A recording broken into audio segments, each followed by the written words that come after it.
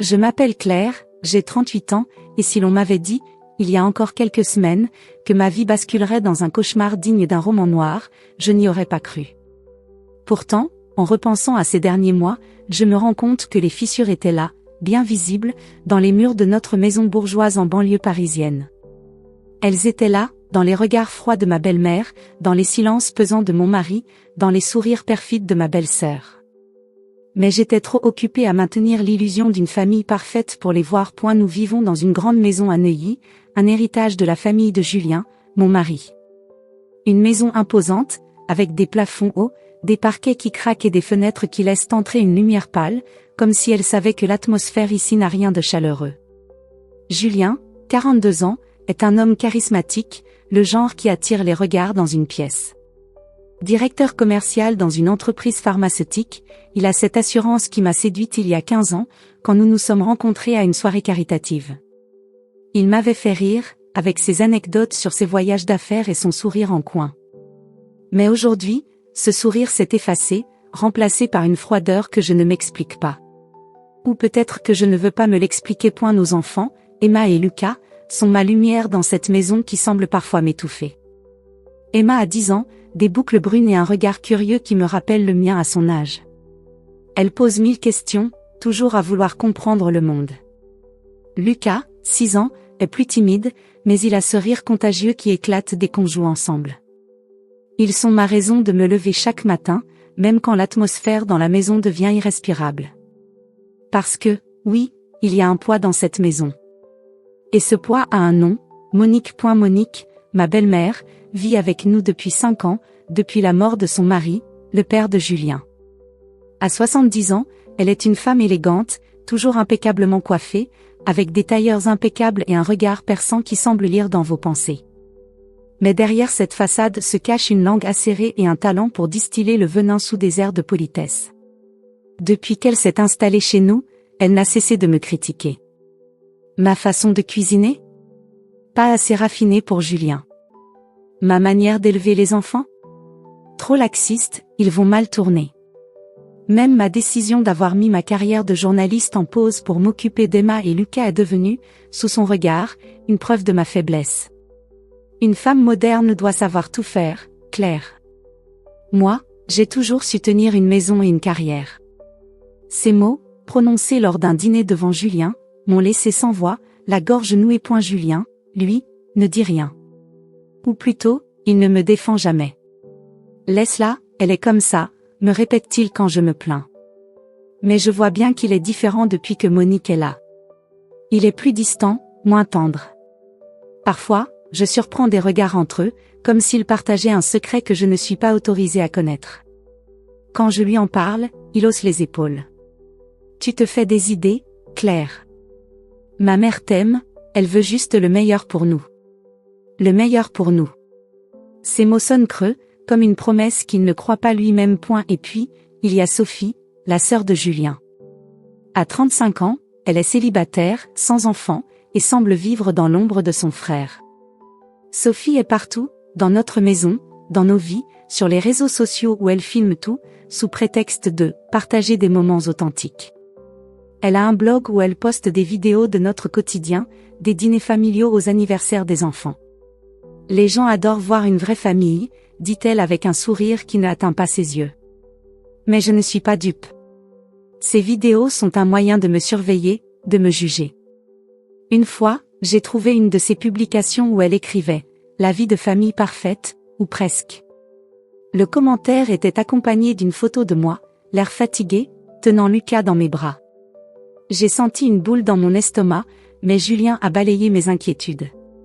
Sophie est juste passionnée par son blog. Ne prends pas tout personnellement. Pourtant, je ne peux m'empêcher de penser que Sophie me déteste. Peut-être parce que je suis la femme de Julien, celle qui a pris une place qu'elle convoite en secret. Ou peut-être parce qu'elle sait quelque chose que j'ignore.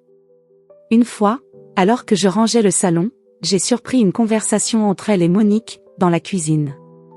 Elle ne doit pas savoir, maman, murmurait Sophie. Monique a répondu quelque chose que je n'ai pas entendu, mais son ton était glacial. Quand je suis entrée, elles se sont tues, et Sophie a sorti son téléphone pour filmer Lucas qui jouait dans le jardin. Regardez comme il est mignon, a-t-elle lancé, comme si de rien n'était. Mais son regard, posé sur moi, était lourd de sous-entendus. Cette maison est pleine de secrets, je le sens. Il y a des moments où je me surprends à fouiller, à chercher des réponses. Un jour, en rangeant la chambre de Monique, elle m'avait demandé de faire un effort pour nettoyer sa penderie. J'ai trouvé un vieux journal intime, relié en cuir noir, caché sous une pile de vêtements. Le carnet était fermé par un petit cadenas rouillé, et j'ai hésité à l'ouvrir. Une voix en moi me criait de le faire, de découvrir ce que Monique cachait. Mais une autre voix, celle de la peur, m'a retenue. Et si ce journal contenait quelque chose que je n'étais pas prête à affronter? Je l'ai reposé, mais depuis, il hante mes pensées. Chaque fois que je passe devant la chambre de Monique, je sens son regard sur moi, même lorsqu'elle n'est pas là. Les jours se suivent, monotones et lourds. Les dîners familiaux sont une épreuve. Monique préside la table comme une reine, distribuant des remarques acerbes. Claire, tu devrais apprendre à faire une sauce béchamel correcte. Julien adorait la mienne quand il était petit. Julien baisse les yeux, mal à l'aise, mais ne dit rien. Sophie, elle, filme discrètement, son téléphone posé sur la table. Emma, sensible à l'atmosphère, me lance des regards inquiets, tandis que Lucas, inconscient de la tension, raconte ses histoires d'école. Moi, je souris, je sers le vin, je fais semblant que tout va bien. Mais à l'intérieur, je bouillonne. Je me sens comme une étrangère dans ma propre maison. Un soir, après une énième remarque de Monique, Claire, tu devrais surveiller Lucas, il va finir par se faire mal à force de courir partout, j'ai craqué. Dans l'intimité de notre chambre, j'ai confronté Julien. Pourquoi ne me défends-tu jamais? Pourquoi laisses-tu ta mère me traiter comme une incapable? Il m'a regardé, les mâchoires serrées, et a répondu, parce que tu exagères, Claire. Ma mère est âgée, elle ne pense pas à mal. Mais son ton était sec, presque accusateur.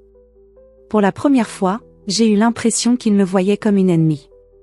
Cette nuit-là, j'ai à peine dormi, hantée par ces mots, par le regard de Monique, par le sourire de Sophie. Quelques jours plus tard, un incident m'a secoué. En rangeant le bureau de Julien, j'ai trouvé une lettre froissée, à moitié déchirée, adressée à Monique. Les mots étaient à peine lisibles, mais j'ai distingué une phrase, « Tu ne peux pas continuer à la manipuler ». La lettre n'était pas signée, mais l'écriture ressemblait à celle de Julien. Mon cœur s'est mis à battre plus fort. Était-ce à propos de moi? Était-ce un avertissement?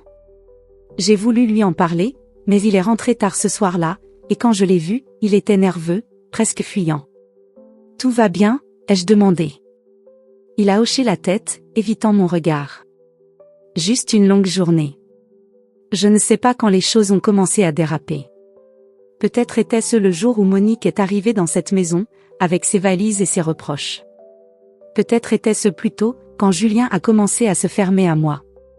Ou peut-être était-ce cette nuit, il y a une semaine, où j'ai entendu des pas dans le couloir, tard, alors que tout le monde était censé dormir.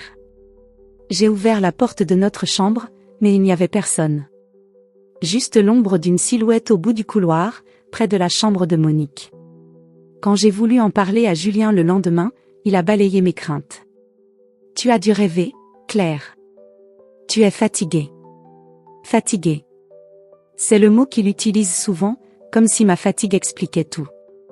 Mais je ne suis pas fatiguée. Je suis en colère. Je suis perdue.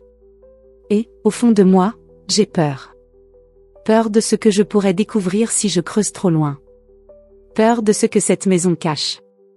Peur de ce que Julien et sa famille me cachent. Ce que je ne savais pas, ce soir-là, en m'endormant avec cette boule au ventre, c'est que tout allait basculer.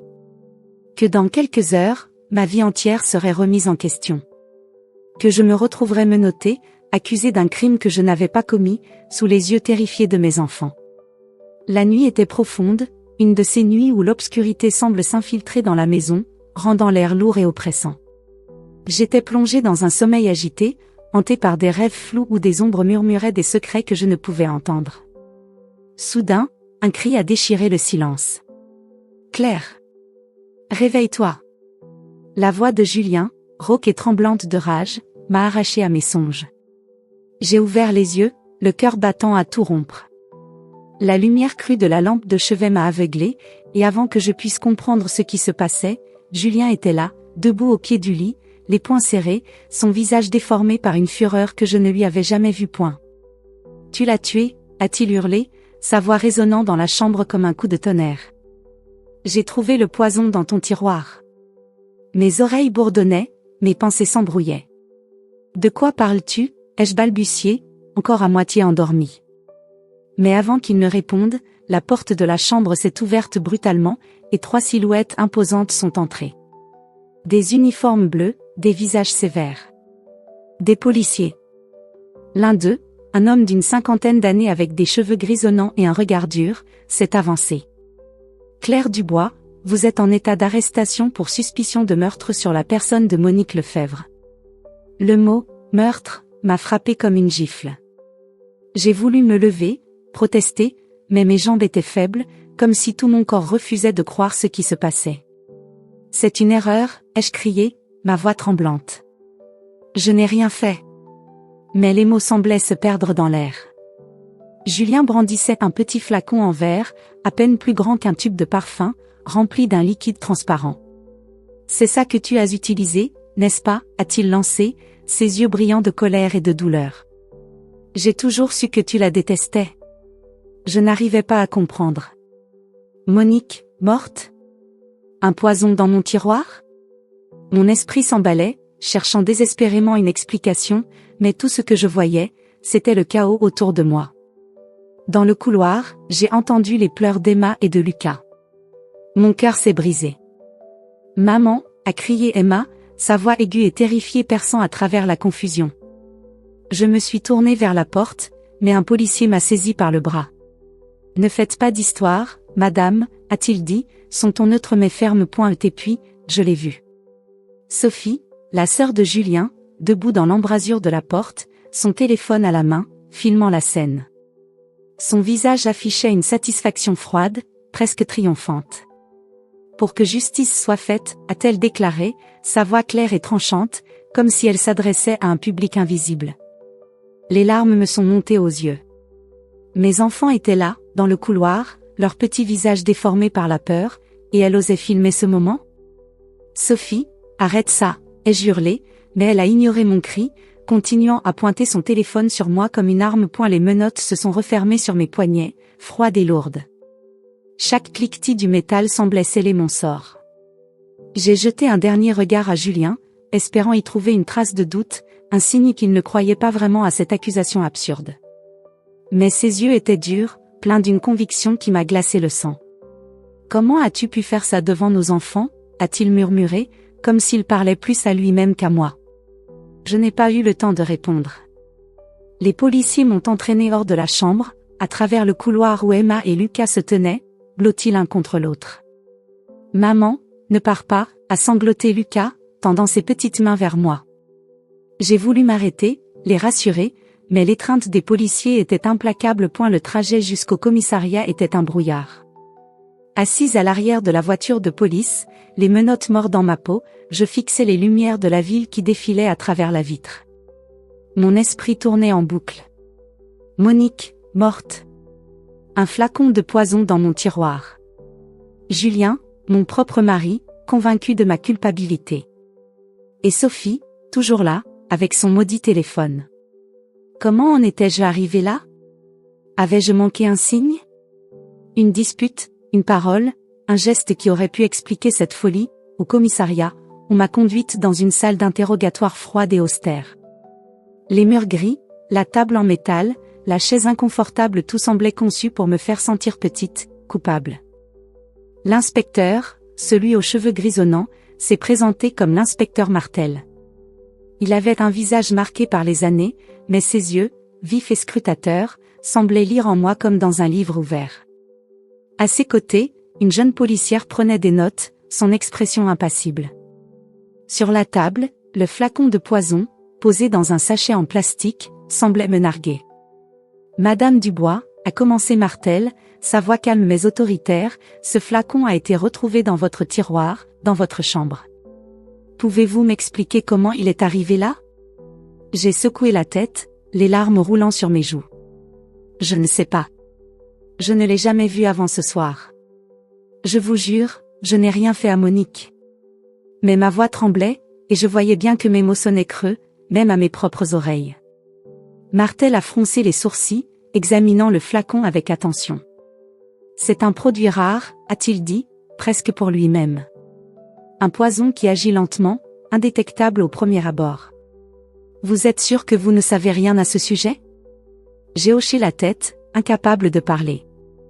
Mon esprit était submergé par des images, le visage accusateur de Julien, les pleurs d'Emma, le sourire de Sophie. Julien était là, dans une autre pièce du commissariat. Je l'ai aperçu à travers une vitre, en train de parler avec un autre policier. Il gesticulait, son visage rouge de colère. Enfin débarrassé de cette vipère, l'ai-je entendu crier, et ses mots m'ont transpercé comme un couteau. Était-ce de moi qu'il parlait? Ou de Monique? Je ne savais plus quoi penser. Tout ce que je savais, c'était que l'homme que j'avais aimé, celui avec qui j'avais construit une vie, me regardait maintenant comme si j'étais un monstre. Sophie, elle, était dans le hall, toujours avec son téléphone. Quand nos regards se sont croisés à travers la vitre, elle m'a fixé avec une intensité qui m'a fait frissonner. Tu vas payer pour ce que tu as fait, a-t-elle articulé silencieusement, ses lèvres formant les mots avec une précision glaçante. J'ai détourné les yeux, incapable de supporter son regard. Les heures qui ont suivi étaient un tourbillon de questions et de silence. Martel me pressait de parler, de donner ma version des faits, mais je restais muette.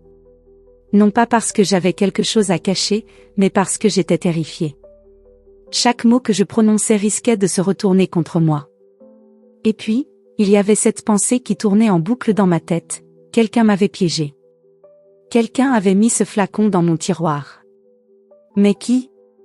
Julien, qui semblait si convaincu de ma culpabilité? Sophie, avec son comportement étrange et ses vidéos accusatrices?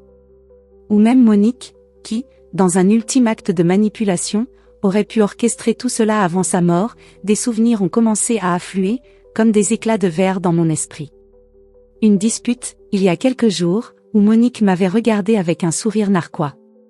Tu crois que tu peux me tenir tête, Claire? Je vais tout révéler à Julien. Tout. Elle n'avait pas précisé quoi, mais son ton était menaçant, presque triomphant. À l'époque, j'avais pensé qu'elle bluffait, qu'elle cherchait juste à me provoquer. Mais maintenant, je n'en étais plus si sûre. Et si elle avait découvert quelque chose sur moi? Ou, pire, si quelqu'un d'autre avait voulu la faire taire? Je repensais aussi à une conversation que j'avais surprise entre Julien et Sophie, une semaine plus tôt. Ils étaient dans le jardin, parlant à voix basse. Il faut qu'on fasse attention, avait dit Sophie. Julien avait répondu quelque chose que je n'avais pas entendu, mais son ton était nerveux. Sur le moment, j'avais pensé qu'il parlait d'une affaire d'héritage. Monique parlait souvent de modifier son testament. Mais maintenant, je me demandais si ce n'était pas autre chose.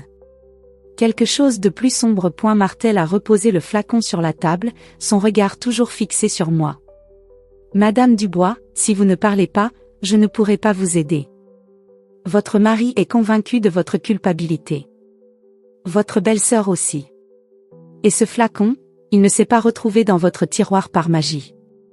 J'ai serré les poings, les menottes cliquetant contre la table. Je ne sais pas comment il est arrivé là, ai-je murmuré, ma voix à peine audible. Quelqu'un veut me détruire. À ce moment-là, un bruit de pas précipité a retenti dans le couloir. La porte s'est ouverte, et un homme en blouse blanche est entré, essoufflé. Inspecteur Martel, il faut que vous voyiez ça, a-t-il dit, brandissant un dossier. L'autopsie de Madame Lefebvre, ce n'est pas ce que vous pensez. Mon cœur s'est arrêté. Julien, qui était entré derrière lui, s'est figé. Sophie, toujours dans le hall, a levé son téléphone, prête à filmer ce nouveau rebondissement. Et moi, je me suis sentie basculer dans un gouffre, sans savoir si ce que j'allais entendre allait me sauver, ou me condamner. Les néons du commissariat bourdonnaient au-dessus de ma tête, un son incessant qui semblait amplifier la panique qui me rongeait. Assise sur la chaise en métal de la salle d'interrogatoire, les menottes toujours autour de mes poignets, je sentais mon cœur battre à un rythme effréné, comme s'il cherchait à s'échapper de ma poitrine. L'inspecteur Martel était en face de moi, son regard perçant fixé sur le flacon de poison posé sur la table, dans son sachet plastique. Ce petit objet, si insignifiant en apparence, était devenu le centre de mon cauchemar. Comment était-il arrivé dans mon tiroir? Qui l'avait placé là? Et pourquoi Julien, l'homme que j'avais aimé pendant 15 ans, était-il si convaincu de ma culpabilité? Madame Dubois, a repris Martel, sa voix calme mais teintée d'une impatience croissante, vous devez nous dire quelque chose. Ce flacon a été retrouvé dans votre chambre, dans votre tiroir personnel. Si vous ne parlez pas, nous devrons tirer nos propres conclusions. Ces mots étaient comme des coups, chacun me rapprochant un peu plus du gouffre. J'ai secoué la tête, les larmes brûlant mes yeux. Je ne sais pas, ai-je murmuré, ma voix tremblante. Je vous jure, je n'ai jamais vu ce flacon avant ce soir. Quelqu'un l'a mis là. Quelqu'un veut me détruire. Martel a froncé les sourcils, échangeant un regard avec la jeune policière qui notait chaque mot dans un carnet. Vous comprenez que c'est difficile à croire, a-t-il dit, tapotant le sachet plastique. Votre mari affirme que vous détestiez votre belle-mère.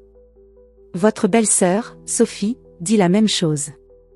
Et ce flacon, il contient un poison rare, du cyanure de potassium. Ce n'est pas le genre de choses qu'on trouve par hasard dans une pharmacie. Le mot « cyanure » m'a fait frissonner. Je ne savais même pas à quoi ressemblait ce produit, encore moins comment il avait pu se retrouver dans mon tiroir.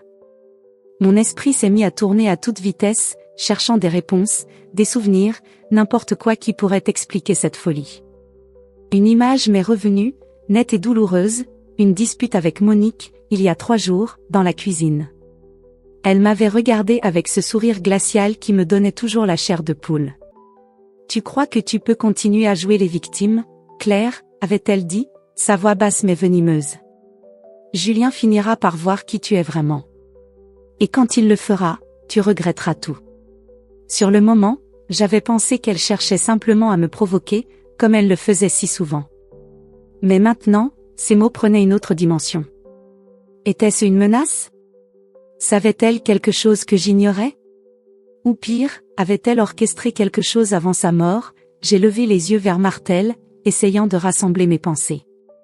Je n'ai jamais voulu de mal à Monique, ai-je dit, ma voix plus ferme cette fois. Oui, nous avions des différends. Elle me critiquait sans cesse, mais je ne l'ai pas tuée. Je ne suis pas ce genre de personne. Martel a hoché la tête, mais son expression restait indéchiffrable. Alors expliquez-moi pourquoi votre mari est si convaincu du contraire. Et pourquoi votre belle-sœur filme chaque instant de cette affaire comme si elle voulait en faire un spectacle. Sophie. Son nom m'a fait l'effet d'un coup de poignard. Je revoyais son visage dans le couloir, son téléphone braqué sur moi, ses lèvres articulant des mots accusateurs. Elle avait toujours été là, dans l'ombre, à observer, à juger. Depuis que Monique s'était installée chez nous, Sophie passait de plus en plus de temps à la maison, sous prétexte de veiller sur sa mère. Mais je savais qu'il y avait autre chose. Ces vidéos sur les réseaux sociaux, ces publications où elle me dépeignait comme une épouse négligente, une mère imparfaite. Était-ce elle qui avait placé le flacon? Était-elle capable d'aller aussi loin pour me faire tomber? Un souvenir m'a traversé l'esprit, comme un éclair. Une semaine plus tôt, je l'avais surprise dans notre chambre, près de la commode où Julien avait trouvé le flacon. Elle avait sursauté en me voyant, prétendant chercher un chargeur pour son téléphone. « Tu es toujours si désordonnée, Claire », avait-elle dit avec un rire forcé. Sur le moment, je n'y avais pas prêté attention. Mais maintenant, tout prenait un sens différent. Était-ce à ce moment-là qu'elle avait glissé le flacon dans mon tiroir? Et si oui, pourquoi? Martel a interrompu mes pensées. Madame Dubois, avez-vous un alibi pour la nuit dernière? Entre minuit et 3 heures du matin, l'heure estimée du décès de Madame Lefebvre? J'ai secoué la tête, le désespoir montant en moi. J'étais à la maison, dans mon lit. Je dormais. Ma réponse sonnait faible, pathétique. Qui me croirait? Julien dormait à côté de moi, mais il affirmait maintenant que j'avais pu me lever sans qu'il s'en rende compte. Vous dormiez, a répété Martel, notant quelque chose dans son carnet. Et personne ne peut confirmer cela? J'ai fermé les yeux, essayant de me rappeler chaque détail de la nuit précédente. J'avais été réveillée par un bruit, vers 1 heure du matin. Un craquement, comme des pas dans le couloir. J'avais ouvert les yeux, mais Julien dormait profondément à côté de moi. J'avais pensé que c'était Lucas, peut-être levé pour boire un verre d'eau. Mais quand j'avais jeté un coup d'œil dans le couloir, il n'y avait personne. Juste l'obscurité et ce silence oppressant qui semblait remplir la maison. Était-ce important? Devais-je en parler à Martel? Mais avant que je puisse ouvrir la bouche, un policier est entré dans la pièce, un dossier à la main point. « Inspecteur, nous avons un témoignage », a-t-il dit, sa voix neutre. Un voisin, Monsieur Dupont, affirme avoir vu une silhouette quitter la maison vers 2 heures du matin. Il n'a pas pu l'identifier, mais il est sûr que quelqu'un est sorti par la porte de derrière. Mon cœur s'est accéléré. Une silhouette? Était-ce la preuve que quelqu'un d'autre était impliqué? Ou était-ce un piège, une autre pièce du puzzle destinée à me faire tomber? Martel a hoché la tête, son regard toujours fixé sur moi. Intéressant, a-t-il murmuré. Madame Dubois, savez-vous qui aurait pu être dehors à cette heure-là? J'ai secoué la tête, mais une pensée m'a traversée. Julien. Sophie. L'un d'eux aurait-il pu quitter la maison? Et si c'était Monique elle-même, avant sa mort? Mais pourquoi? Mon esprit s'emballait, cherchant des réponses, mais chaque question en soulevait une autre point. Pendant ce temps, à l'extérieur du commissariat, les choses empiraient. Une amie, Camille, m'avait envoyé un message avant que mon téléphone ne soit confisqué. Claire, Sophie a posté une vidéo sur son blog. Elle dit que tu es instable, que tout le monde savait que tu détestais Monique. Les gens commentent, c'est horrible. J'ai senti une vague de nausée m'envahir. Sophie ne se contentait pas de me juger en privé, elle faisait de moi une criminelle aux yeux du monde entier. Ses mots, son sourire narquois, son téléphone toujours braqué sur moi, tout cela prenait une dimension sinistre. Était-elle simplement opportuniste, profitant de la situation pour alimenter son blog? Ou y avait-il quelque chose de plus calculé dans son comportement? Julien, lui, refusait de me parler. Martel m'a informé qu'il était toujours dans une autre pièce, répétant sa version des faits. Il avait trouvé le flacon dans mon tiroir, il était convaincu que j'avais voulu empoisonner sa mère.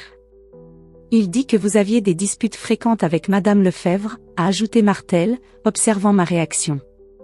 Il affirme que vous vous sentiez menacé par elle, qu'elle critiquait votre rôle de mère et d'épouse. J'ai serré les poings, les menottes cliquetant contre la table. Oui, elle me critiquait, ai-je admis, ma voix tremblante de colère. Mais ça ne fait pas de moi une meurtrière.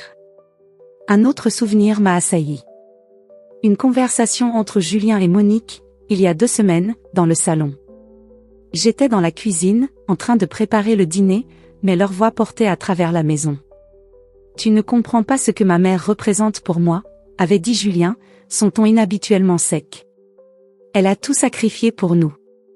Monique avait répondu quelque chose à voix basse, et je n'avais pas tout entendu, mais un mot m'avait frappé, héritage. Était-ce une simple discussion sur le testament de Monique, ou y avait-il autre chose? Julien avait toujours été sensible à l'argent, à la stabilité que représentait la fortune familiale. Était-il possible qu'il ait voulu protéger cet héritage à tout prix? Même au prix de ma liberté, Martel a reposé son stylo, me regardant avec une intensité qui me mettait mal à l'aise. Madame Dubois, je vais être honnête avec vous. Quelque chose ne colle pas dans cette histoire. Le flacon est bien réel, le poison aussi. Mais la façon dont il a été trouvé, l'attitude de votre mari, les vidéos de votre belle-sœur, tout cela semble trop orchestré. Il a marqué une pause, comme s'il cherchait à lire dans mes pensées. Si vous savez quelque chose, même un détail, dites-le-moi maintenant. J'ai hésité. Devais-je lui parler du journal intime de Monique, celui que j'avais trouvé dans sa penderie? Ou de la lettre froissée dans le bureau de Julien, avec cette phrase étrange, « Tu ne peux pas continuer à la manipuler ». Mais avant que je puisse répondre, un autre policier est entré, un air grave sur le visage. « Inspecteur, nous avons les premiers résultats de l'analyse du flacon. Il y a des empreintes, mais elles ne correspondent pas à celles de Madame Dubois. » Mon cœur s'est arrêté. Des empreintes? Pas les miennes? Cela signifiait-il que j'avais une chance de prouver mon innocence? Ou était-ce un autre piège, une autre pièce d'un puzzle que je ne comprenais pas encore? Martel s'est levée, son regard toujours fixé sur moi. Restez ici, Madame Dubois. Nous allons vérifier ça. Mais je vous préviens, si vous cachez quelque chose, ça ne fera qu'aggraver votre situation. Il est sorti, me laissant seul avec la jeune policière, qui continuait de prendre des notes en silence. J'ai fermé les yeux, essayant de calmer ma respiration. Mais tout ce que je voyais, c'était le visage de Julien, ses mots résonnant dans ma tête, enfin débarrassé de cette vipère. Était-ce de moi qu'il parlait?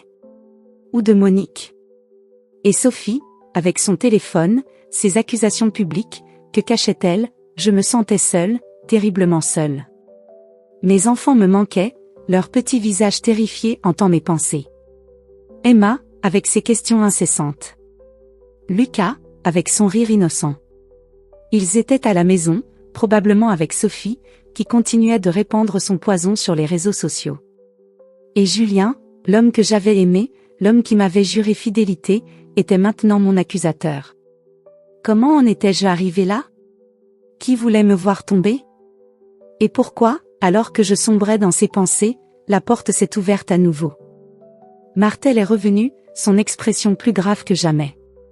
Madame Dubois, a-t-il dit, sa voix basse mais ferme. Nous devons parler. Il y a quelque chose que vous devez savoir.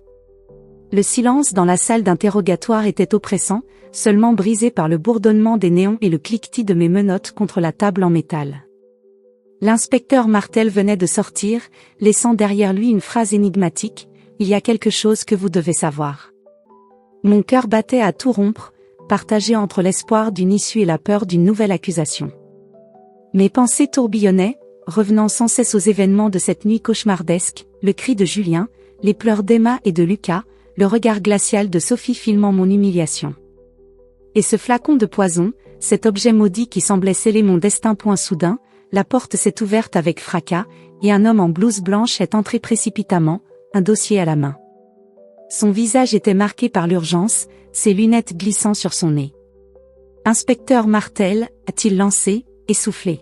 « L'autopsie de Madame Lefebvre, il faut arrêter tout ça. » Martel, qui venait de revenir, s'est figé, son regard passant de l'homme à moi. Julien, qui se tenait dans l'embrasure, a blêmi. Sophie, toujours dans le hall, a levé son téléphone, filmant la scène avec une avidité presque malsaine. Moi, j'étais pétrifiée, incapable de bouger, suspendue à ce que cet homme allait dire.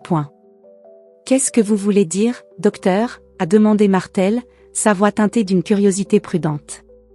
Le médecin légiste, un homme d'une cinquantaine d'années nommé docteur Lemoine selon son badge, a ouvert son dossier, ses doigts tremblant légèrement. Monique Lefebvre n'est pas morte empoisonnée, a-t-il déclaré, sa voix résonnant dans la pièce comme un coup de tonnerre. L'autopsie est formelle, elle a succombé à une crise cardiaque massive. Naturelle. Aucune trace de poison dans son organisme. Un silence lourd s'est abattu. J'ai senti mon souffle se couper, un mélange de soulagement et de confusion m'envahissant. Pas empoisonné? Alors pourquoi ce flacon? Pourquoi cette accusation? Julien a secoué la tête, son visage crispé. C'est impossible, a-t-il crié, sa voix tremblante de rage. Elle l'a tué. Ce poison, elle voulait la tuer. C'est pareil. Ces mots étaient comme des coups, chacun plus douloureux que le précédent.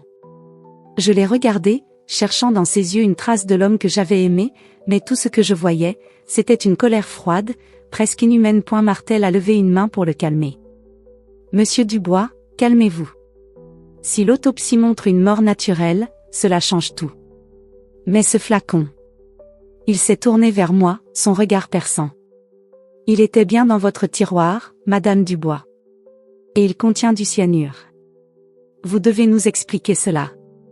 J'ai secoué la tête, les larmes roulant sur mes joues. Je vous l'ai dit, je ne sais pas comment il est arrivé là. Quelqu'un l'a mis là pour me piéger. Sophie, qui s'était rapprochée de la porte, a laissé échapper un ricanement.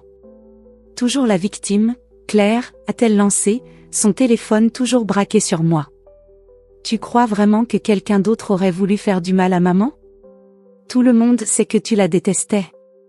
Ces mots étaient comme du venin, et je sentais la colère monter en moi. Arrête de filmer, Sophie, ai-je crié, ma voix brisée par l'émotion. Comment oses-tu faire un spectacle de tout ça? Mes enfants, ils ont vu leur mère menotter. Mais elle m'a ignoré, son sourire narquois s'élargissant. Martel a soupiré, visiblement agacé par l'attitude de Sophie. Mademoiselle Lefebvre, je vais devoir vous demander de ranger ce téléphone. Vous ne faites qu'aggraver les choses. Sophie a haussé les épaules, mais elle a baissé son appareil, non sans me lancer un regard chargé de mépris. J'ai senti une boule se former dans ma gorge. Pourquoi tant de haine? Que avais-je fait pour mériter ça? Le médecin légiste a repris la parole, son ton plus posé. Inspecteur, il y a autre chose. Les analyses montrent que Madame Lefebvre souffrait d'une cardiopathie non diagnostiquée. Elle prenait des médicaments pour l'hypertension, mais ils n'étaient pas assez puissants. Le stress ou une émotion forte ont pu déclencher la crise. Il a marqué une pause, jetant un regard à Julien. Savez-vous si quelque chose aurait pu la bouleverser récemment? Julien a détourné les yeux, ses mâchoires serrées. Non, a-t-il murmuré, mais sa voix manquait de conviction. J'ai senti un frisson me parcourir.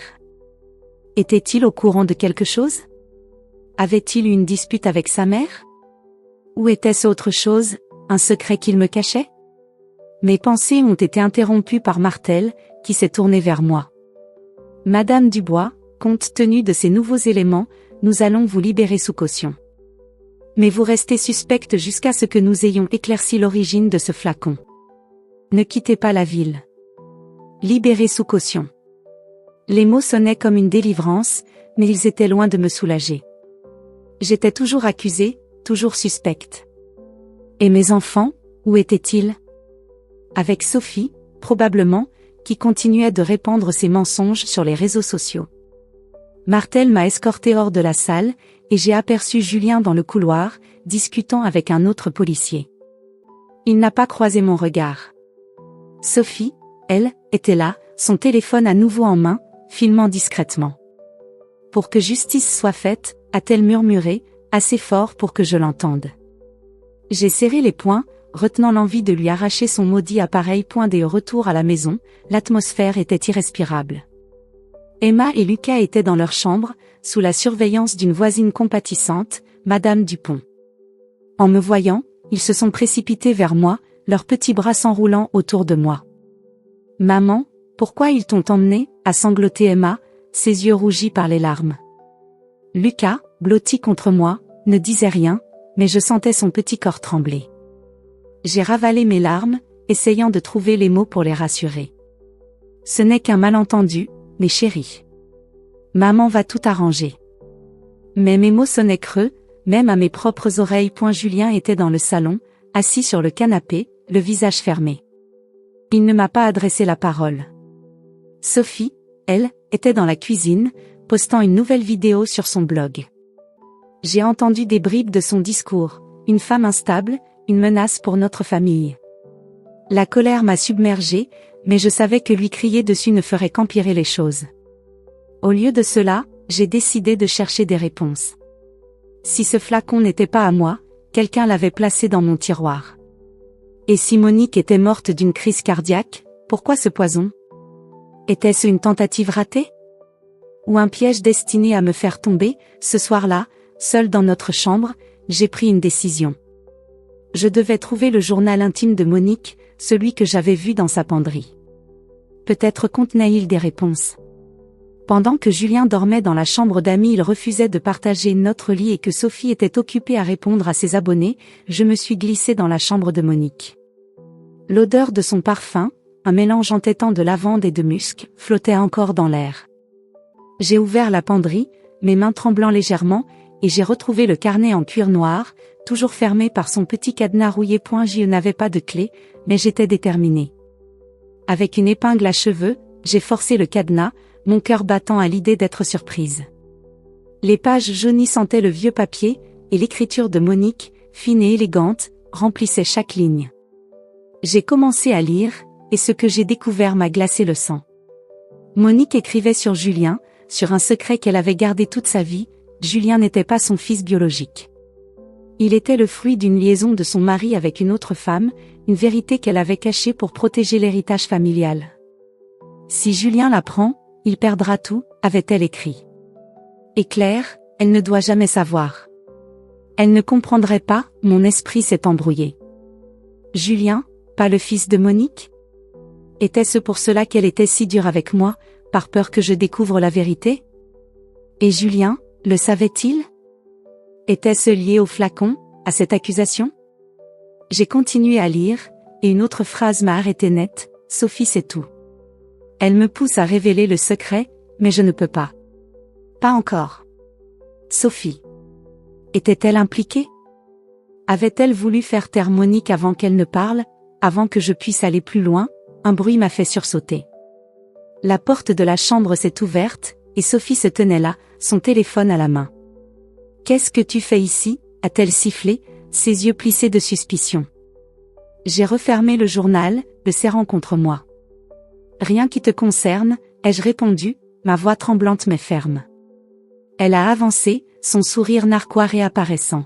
« Tu crois que tu peux fouiller dans les affaires de maman sans conséquence?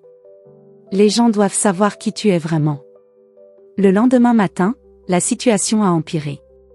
Sophie avait posté une nouvelle vidéo, me montrant sortant de la chambre de Monique, le journal à la main.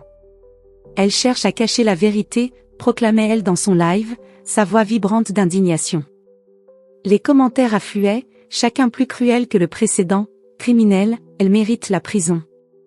Une foule s'est rassemblée devant la maison, des voisins, des curieux, certains brandissant des pancartes. « Justice pour Monique !» criait-il.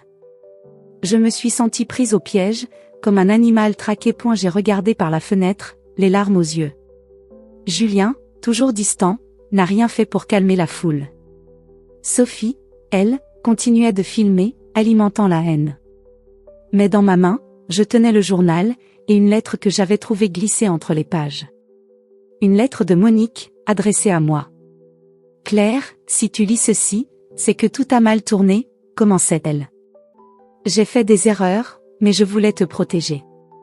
Méfie-toi de ceux qui t'entourent. Mon cœur s'est serré. Était-ce un avertissement? Ou une dernière manipulation de Monique, même dans la mort? Le journal de Monique pesait lourd dans mes mains, comme si ces pages contenaient non seulement des secrets, mais aussi le poids de toutes les années de rancune et de manipulation qui avaient empoisonné cette maison. La lettre glissée entre les pages, adressée à moi, résonnait encore dans mon esprit, méfie-toi de ceux qui t'entourent. Était-ce un avertissement sincère ou une dernière tentative de Monique pour semer le trouble, même après sa mort? Je n'avais plus le temps de m'interroger. La foule dehors scandait des slogans, leurs voix s'infiltrant à travers les fenêtres de la maison comme une marée menaçante. Sophie, avec son téléphone, continuait de transformer mon cauchemar en spectacle public. Et Julien, mon mari, l'homme qui aurait dû être mon roc, se tenait à l'écart, muré dans un silence accusateur. Je savais que je ne pouvais plus attendre. Si je voulais sauver ma réputation, protéger mes enfants et comprendre la vérité, je devais agir. Le journal et la lettre étaient mes seules armes, des fragments de vérité dans un océan de mensonges. J'ai pris une profonde inspiration, serrant le carnet contre ma poitrine, et je suis descendue au salon, où Julien était assis, le visage fermé, une bouteille de whisky à moitié vide devant lui. Sophie était dans la cuisine, toujours en train de filmer, sa voix nasillarde commentant injustice, dont elle prétendait être victime. Les enfants, Dieu merci, étaient chez Madame Dupont, à l'abri de ce chaos. Julien, ai-je dit, ma voix tremblante mais ferme. Il a levé les yeux, son regard vacillant entre la colère et la culpabilité. Nous devons parler. Maintenant. Il a haussé les épaules, comme s'il voulait éviter cette confrontation, mais je ne lui ai pas laissé le choix. J'ai posé le journal sur la table, la lettre bien en vue à côté. Explique-moi ça, ai-je continué, pointant la lettre. Et dis-moi pourquoi tu m'as accusé sans même me donner une chance de m'expliquer. Il a fixé le journal, son visage pâlissant. Où as-tu trouvé ça, a-t-il murmuré, sa voix rauque. Ce n'est pas à toi de fouiller dans les affaires de ma mère. Sa tentative de reprendre le contrôle m'a fait bouillir de colère. Ta mère, ai-je rétorqué, ma voix montant d'un ton. Selon ce journal, elle n'était pas ta mère biologique, Julien. Elle a caché la vérité toute sa vie. Et toi, le savais-tu? Le silence qui a suivi était assourdissant. Julien a baissé les yeux, ses mains tremblant légèrement. Tu ne comprends pas, a-t-il murmuré enfin, mais sa voix manquait de conviction. J'ai poussé la lettre vers lui. Lis ça. Elle m'a écrit, Julien. Elle disait de me méfier de ceux qui m'entourent. Alors dis-moi, de qui parlait-elle? De toi? De Sophie? Ou de quelqu'un d'autre? Avant qu'il puisse répondre, Sophie est entrée dans le salon, son téléphone toujours à la main. Qu'est-ce que tu fais, Claire? A-t-elle sifflé, ses yeux plissés de suspicion. Tu crois que tu peux manipuler tout le monde avec tes mensonges? Elle a levé son téléphone, prête à filmer, mais j'ai explosé. Ça suffit, Sophie, ai-je crié, arrachant l'appareil de ses mains. Elle a reculé, choquée, mais je ne lui ai pas laissé le temps de répliquer. Tu as mis ce flacon dans mon tiroir, n'est-ce pas? Tu voulais me faire tomber pour prendre le contrôle de l'héritage. Sophie a ricané, mais son rire était nerveux. Tu es folle, Claire. Pourquoi ferais-je une chose pareille? Mais ses yeux trahissaient son malaise, et je savais que j'avais touché un point sensible. Julien, toujours silencieux, fixait le sol, comme s'il cherchait à disparaître. J'ai ouvert le journal à la page où Monique parlait de Sophie. Lis ça, Julien, ai-je dit, ma voix tremblante de rage. Ta sœur savait pour ton père. Elle savait que tu n'étais pas le fils biologique de Monique. Et elle voulait s'assurer que l'héritage reste dans ses mains. Julien a pris le journal, ses mains tremblant alors qu'il lisait les mots de sa mère. Son visage s'est décomposé, passant de la colère à l'incrédulité, puis à une douleur brute. Sophie? A-t-il murmuré, levant les yeux vers sa sœur. C'est vrai? Sophie a secoué la tête, ses joues rougissant. Ne l'écoute pas, Julien. Elle ment. Elle a toujours voulu nous séparer. Mais sa voix était stridente, désespérée. C'est alors que Julien a craqué. J'ai trouvé le flacon dans tes affaires, Sophie, a-t-il dit, sa voix tremblante de colère. Pas dans celle de Claire. Mais j'ai cru que c'était elle, parce que maman disait toujours que Claire était une menace. Il s'est tourné vers moi, les larmes aux yeux. Je suis désolée, Claire. Je ne savais plus quoi penser. Maman m'avait convaincue que tu voulais la détruire.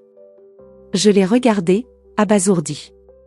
Tu as trouvé le flacon chez Sophie, et tu m'as accusée quand même? Ma voix s'est brisée, la douleur de sa trahison me submergeant. Comment as-tu pu, Julien? Après tout ce qu'on a vécu ensemble? Il a baissé la tête, incapable de répondre. Sophie, elle, a tenté de reprendre le contrôle. Tu vas croire ses mensonges, Julien? Elle a manipulé maman pendant des années. Mais sa voix manquait d'assurance, et je voyais la panique dans ses yeux. J'ai repris la parole, déterminée à ne pas la laisser s'en tirer. Explique-moi, Sophie. Pourquoi as-tu filmé mon arrestation? Pourquoi as-tu posté ces vidéos, en me faisant passer pour une criminelle? Elle a ouvert la bouche, mais aucun son n'en est sorti. À cet instant, un coup à la porte a interrompu la confrontation. C'était l'inspecteur Martel, accompagné de 2 officiers. Madame Dubois, Monsieur Dubois, Mademoiselle Lefebvre, a-t-il dit, son ton grave. Nous avons du nouveau. Martel a sorti un dossier, son regard passant de Sophie à moi. Nos analyses ont révélé des empreintes sur le flacon. Elles correspondent à celles de Mademoiselle Lefebvre. Il s'est tourné vers Sophie, dont le visage s'est décomposé. Nous avons également découvert que vous avez eu accès à des substances toxiques via un contact dans un laboratoire pharmaceutique. Pouvez-vous nous expliquer cela? Sophie a reculé, ses yeux écarquillés. C'est un mensonge, a-t-elle crié, mais sa voix tremblait. Martel a continué, implacable. Nous savons que Madame Lefebvre est morte d'une crise cardiaque. Mais le flacon de cyanure dans le tiroir de Madame Dubois suggère une intention de meurtre. Si ce n'est pas Madame Dubois, alors qui? Il a marqué une pause, son regard fixé sur Sophie. Mademoiselle Lefebvre, je vous suggère de nous suivre au commissariat. Sophie a secoué la tête, les larmes coulant sur ses joues. Non, je n'ai rien fait. Mais Julien s'est levé, son visage durci par la colère. Dis la vérité, Sophie, a-t-il crié. Tu savais pour le secret de maman, n'est-ce pas? Tu voulais l'héritage pour toi seule. Sous la pression, Sophie s'est effondrée. D'accord, a-t-elle hurlé, sa voix brisée. J'ai mis le flacon dans le tiroir de Claire. Je voulais qu'elle soit accusée, qu'elle disparaisse. Maman menaçait de tout révéler, de changer son testament. Elle disait que Julien ne méritait pas l'héritage, qu'il n'était pas son vrai fils. Un silence glacial a suivi. Julien s'est effondré sur le canapé, le visage dans les mains. Moi, j'étais figée, incapable de comprendre l'ampleur de cette trahison. Sophie avait voulu m'écarter, me détruire, pour protéger ses propres intérêts. Et Julien, manipulé par sa mère et sa sœur, m'avait trahi sans hésiter. Martel a fait un signe aux officiers, qui ont menotté Sophie. Elle s'est débattue, criant des injures, mais je ne l'écoutais plus. Toute mon attention était sur Julien. Comment as-tu pu, ai-je murmuré, ma voix tremblante de douleur. Tu m'as accusé, Julien. Tu m'as laissé menotter devant nos enfants. Il a levé les yeux, les joues mouillées de larmes. Je ne savais pas, Claire. J'étais perdue. Maman, elle m'avait convaincue que tu étais une menace. Et Sophie, elle m'a manipulée. Mais ses excuses sonnaient creux. La douleur dans mon cœur était trop grande, trop profonde. Martel m'a regardé, son expression adoucie. Madame Dubois, vous êtes libre. Mais je vous suggère de nous remettre ce journal et cette lettre. Ils pourraient être des preuves cruciales. J'ai hoché la tête, lui tendant les documents. Sophie a été emmenée, son téléphone confisqué par un officier. La foule dehors s'était dispersée, les cris s'éteignant peu à peu. Mais à l'intérieur de moi, la tempête faisait encore rage. Ce soir-là, j'ai pris une décision. Je ne pouvais plus rester dans cette maison, entourée de souvenirs empoisonnés. J'ai rassemblé quelques affaires pour moi et les enfants, et nous sommes partis chez Camille, mon amie d'enfance, qui m'avait soutenue par message pendant toute cette épreuve. En regardant Emma et Lucas dormir dans la chambre d'amis, je me suis juré de les protéger, quoi qu'il arrive. Julien m'avait trahi, Sophie m'avait piégé, et Monique, même dans la mort, avait laissé derrière elle un héritage de secrets et de manipulation. Mais j'étais encore debout. Et je savais que, malgré la douleur, j'avais la force de me battre pour la vérité, pour mes enfants, pour moi-même. Les rayons du soleil filtraient à travers les rideaux légers de mon nouvel appartement, un petit 2 pièces dans un quartier modeste de Paris, loin de l'opulence froide de la maison de Neuilly. Assise sur le canapé usé mais confortable, un carnet à la main, je regardais par la fenêtre les passants qui vaquaient à leurs occupations. C'était un spectacle simple, presque banal, mais il me remplissait d'une paix que je n'avais pas ressentie depuis des années. 3 mois s'étaient écoulés depuis cette nuit cauchemardesque où ma vie avait basculé, où j'avais été menottée devant mes enfants, accusée d'un crime que je n'avais pas commis. 3 mois depuis que la vérité avait éclaté, révélant les manipulations de Sophie, la faiblesse de Julien, et les secrets toxiques de Monique. 3 mois, et pourtant, la douleur était encore là, tapie dans un coin de mon cœur, prête à ressurgir à la moindre évocation de cette période. Emma et Lucas jouaient dans la pièce à côté, leur rire résonnant comme une mélodie douce amère. Emma, avec ses boucles brunes et son regard curieux, construisait un château de blocs avec son frère, qui riait aux éclats chaque fois qu'une tour s'effondrait. Les voir ainsi, insouciants malgré tout ce qu'ils avaient traversé, me donnait la force de continuer. Ils étaient ma raison d'être, mon ancre dans cette tempête qui avait failli me briser.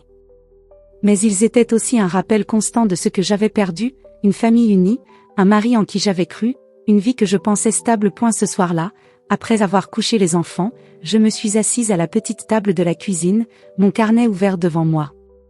J'avais commencé à écrire, comme une thérapie, pour mettre des mots sur la douleur, la colère, et, peu à peu, l'espoir. Ce carnet, avec sa couverture en cuir usé, était un écho au journal de Monique, mais là où le sien était rempli de secrets et de manipulations, le mien était un espace de vérité, de reconstruction. Je notais tout, mes peurs, mes doutes, mais aussi les petites victoires, comme le jour où j'avais repris mon travail de journaliste à mi-temps, ou celui où Emma m'avait dit, avec un sourire timide, Maman, je suis fière de toi. Reprendre le travail avait été une bouée de sauvetage.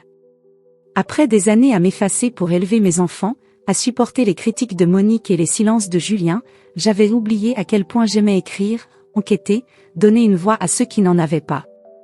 Mon rédacteur en chef, un homme bourru mais bienveillant, m'avait accueilli à bras ouverts. « Claire, tu as toujours eu du talent », m'avait-il dit lors de mon premier jour de retour. « Ne laisse personne te faire croire le contraire. » Ces mots simples m'avaient touché plus que je ne l'aurais cru, comme une validation de la femme que j'étais, au-delà de l'épouse, de la mère, de l'accusée. Mais la reconstruction n'était pas facile.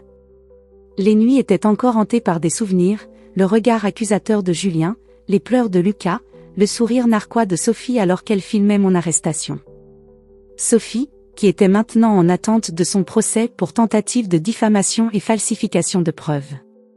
L'inspecteur Martel m'avait appelé la semaine précédente pour m'informer que les preuves contre elle s'accumulaient, des messages retrouvés sur son téléphone, des échanges avec un contact douteux dans un laboratoire pharmaceutique, et même des enregistrements où elle parlait de son plan pour me faire tomber. Elle avait voulu protéger l'héritage familial, s'assurer que Julien ou plutôt elle-même en garde le contrôle. Mais son obsession l'avait menée à sa perte. Julien, lui, était un fantôme dans ma vie. Après la confrontation dans le salon, où il avait admis m'avoir accusé à tort, il avait tenté de se racheter.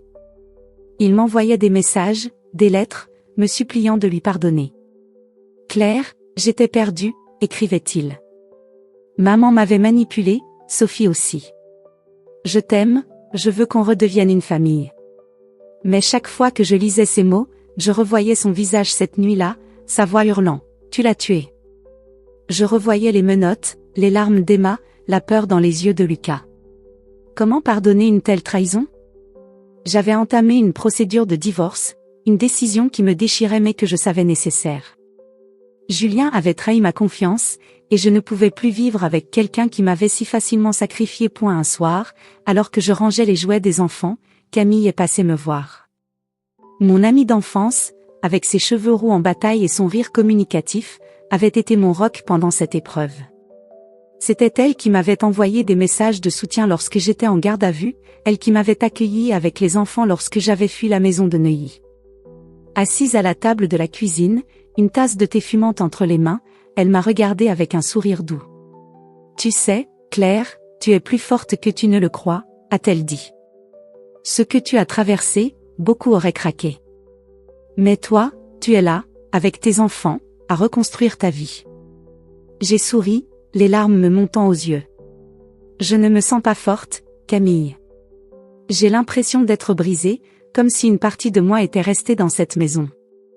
Elle a secoué la tête, posant sa main sur la mienne. Tu n'es pas brisée, Claire. Tu es en train de te réparer. Et c'est la chose la plus courageuse que j'ai jamais vue. Ces mots m'ont touchée, comme une lumière perçant l'obscurité. Peut-être avait-elle raison. Peut-être que chaque pas, aussi petit soit-il, était une preuve de ma résilience. Un flashback m'a ramené à un moment plus doux, avant que tout ne bascule. C'était l'été dernier, un après-midi ensoleillé dans le jardin de Neuilly. Emma et Lucas couraient après des papillons, leur rire emplissant l'air. Julien était là, assis à côté de moi, sa main dans la mienne. « On a une belle vie, non ?» avait-il dit, un sourire rare illuminant son visage.